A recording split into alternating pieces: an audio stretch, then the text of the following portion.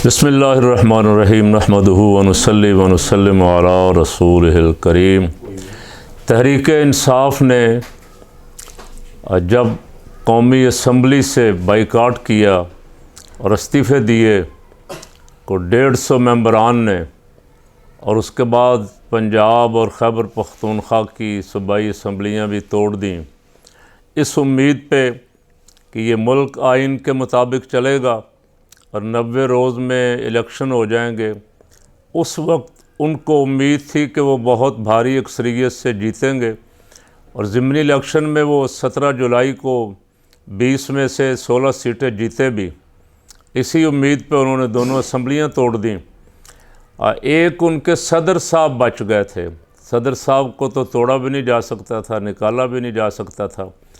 इमरान खां की गलतियों में से जो सबसे बड़ी गलतियां थी, फ़कीर ने पहले भी एक दफ़ा अर्ज़ किया था, एक तो उस्मान बुज़दार और फवाद चौधरी और महमूद खां जैसे लोगों को वज़ारत आला और अहम वज़ारतों पर रखना, और दूसरा असम्बलियाँ तोड़ के खान साहब बिल्कुल बेख्तियार होकर बैठ गए पुलिस के रहमो करम पे। और फिर पुलिस ने जो खेल तमाशा किया खैबर पख्तूनख्वा और पंजाब में ज़मान पार्क, जिस तरह पुलिस गेट तोड़ के घुसी, वो सारा मंज़र सारी अवाम देखती रही।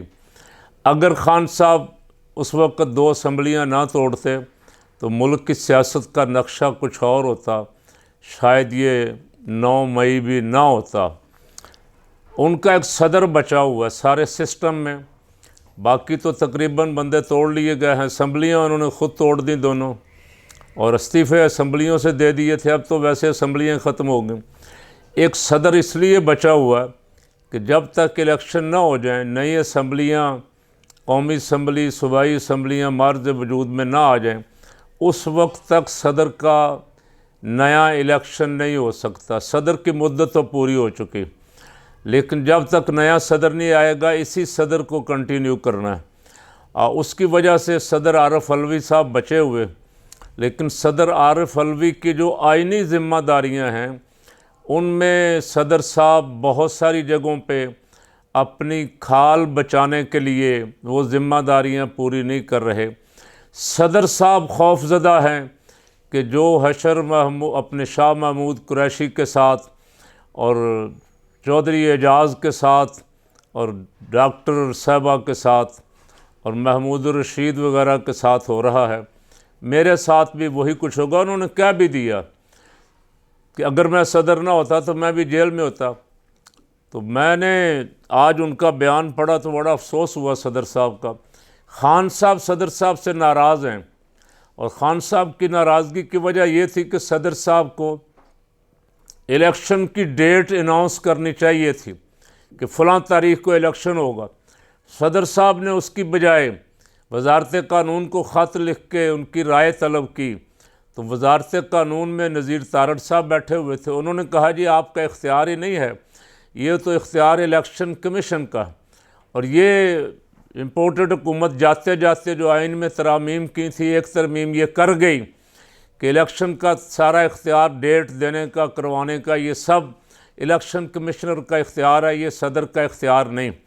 तो सदर साहब इसी चक्कर में पड़े रहे। हालांकि तमाम आइनी माहिरीन कह रहे थे कि ये जो इन्होंने आइन में तरामीम करके कोशिश की है इख्तियारात इलेक्शन कमीशन को देने की, ये कानून भी 9 या 13 अफराद ने मंजूर किया, जो आधी असम्बली थी वो भी मौजूद नहीं थी। और सदर का इख्तियार जो है वो आइन में तय है कि सदर डेट देगा, तो आइन बालादस्त है कानून से, सदर साहब को डेट देनी चाहिए थी। सदर साहब इसमें लैतोलाल से काम लेते रहे। अब जब खान साहब सदर साहब से नाराज़ हो गए और ये इशू आया टीवी चैनलों पे और सोशल मीडिया पे और अखबारात में कि खान साहब सदर आरिफ अलवी से नाराज़ हैं, तो फिर आरिफ अलवी साहब ने इंटरव्यू दिया जो आज के अखबारात में छपा है। वो फरमाते हैं सदर ना होता तो जेल होता, मार्च तक इलेक्शन नहीं होंगे। चेयरमैन पीटीआई आज भी मेरे लीडर हैं। जस्टिस काजी फाइज ईसा के ख़िलाफ़ रेफरेंस मैंने नहीं, पीएम हाउस से आया था। तो ये तो आरिफ अलवी साहब, आप बजाय इसके कि अपनी सफाई पेश करके अपने लीडर को राज़ी करें, आप उल्टा इल्ज़ाम उन पर लगा रहे हैं। हालांकि वो सदारती रेफरेंस था, आया अगर वहाँ से भी हो तो आया तो आपके ज़रिए था, और आपको नाम लेना चाहिए था किसके कहने पे। खान साहब तो नाम ले चुके हैं, खान साहब तो कह चुके कि ये रेफरेंस बाजवा साहब के कहने पे भेजा गया था, हम ये रेफरेंस नहीं भेजना चाहते।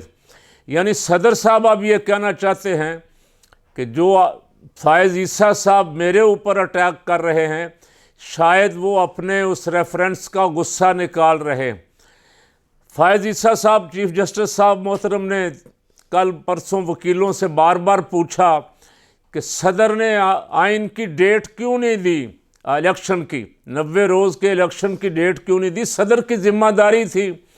बार बार वो ये सवाल दोहराते रहे। वो ये कहना चाहते थे कि जिस पार्टी का सदर है, वो पार्टी का सदर भी अगर इलेक्शन की डेट नहीं दे रहा तो हमारे ऊपर आप क्या एतराज़ करते।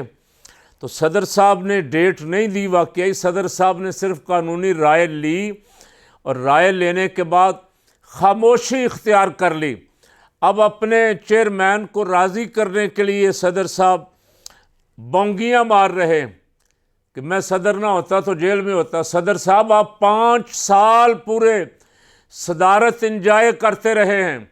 अगर आपको कुछ दिन जेल भी जाना पड़ जाता तो कुर्बानियाँ तो कारकुन देते हैं, सियासी वर्कर। सियासी पार्टियों के कारकुन हमेशा कुर्बानियाँ देते हैं। कई तो खुशनसीब ऐसे होते हैं जो अपने नज़रिए के लिए जानें भी कुर्बान करते हैं। तो आप जेल के खौफ से, अगर मैं डेट दे देता तो शायद कोई मुख्तदर इदारे कान से पकड़ के मुझे सदारत से भी निकालते और अंदर कर देते। आपने अपनी पार्टी का एहसान भी फरामोश कर दिया, और जिसे आज आप अपना कायद कह रहे हैं वो जेल में पड़ा हुआ है। आप उसकी हेल्प कैसे कर सकते थे? आपकी हेल्प ये थी कि आप इलेक्शन की डेट देते। इलेक्शन हो जाता अगर डेट पे तो आज मुल्क का नक्शा बदला होता। इसलिए कि अवाम की अक्सरियत खान साहब के साथ है, इसमें कोई शक नहीं है। जितने सर्वे हुए हैं 70% 80% लोग जो हैं तहरीक इंसाफ का साथ देने के लिए तैयार हैं। तो अब जो कुछ हुआ है, अब आपकी ये उज़्रे गुनाह बदतर अज़ गुनाह वाली बात है कि आप इधर उधर की फरमा रहे हैं। आपको ये जवाब देना चाहिए था कौम को भी और लीडर को भी कि आपने इलेक्शन की डेट बर वक्त क्यों नहीं दी। कौमी असम्बली वज़ीर आज़म की रिक्वेस्ट पे आपने तहलील की, और आइन में लिखा हुआ कि जब सदर कौमी असम्बली तहलील करेगा तो सदर ही डेट देगा। आपको अपनी आइनी जिम्मेदारी पूरी करनी चाहिए थी। इससे खान साहब को भी और सियासी लोगों को भी सबक हासिल करना चाहिए कि ऐसे ओहदों पे अपनी पार्टी के लोगों को बिठाते हुए ये देख लें कि ये बुज़दिल तो नहीं हैं, ये मफाद परस्त तो नहीं हैं, ये डरपोक तो नहीं हैं, वक्त आने पे ये धोखा तो नहीं देंगे, वक्त आने पे ये अपनी पार्टी को चक्कर तो नहीं दे जाएंगे, वक्त आने पे ये खौफजदा होके गैरों के साथ तो नहीं मिल जाएंगे जैसे बड़े बड़े लीडर सारे परवेज़ खटक, असद उमर जैसे एक दिन में ही प्रेस कॉन्फ्रेंस से हो गई और सलाम अलैकुम करके वो गए।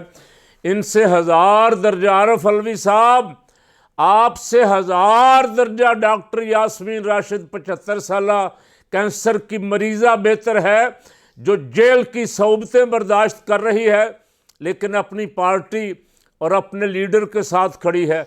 उसके साथ जितनी ख़वातीन हैं वो अभी तक अपने मौक़िफ़ पे डटी हुई हैं, और आपने सदारत भी इंजॉय की है और आप साथ पार्टी के खड़े भी नहीं हुए। तो इसका जवाब तो बहरहाल आज नहीं तो कल जब नई असम्बलियाँ बनेगी, नया सदर आएगा तो आपको देना पड़ेगा।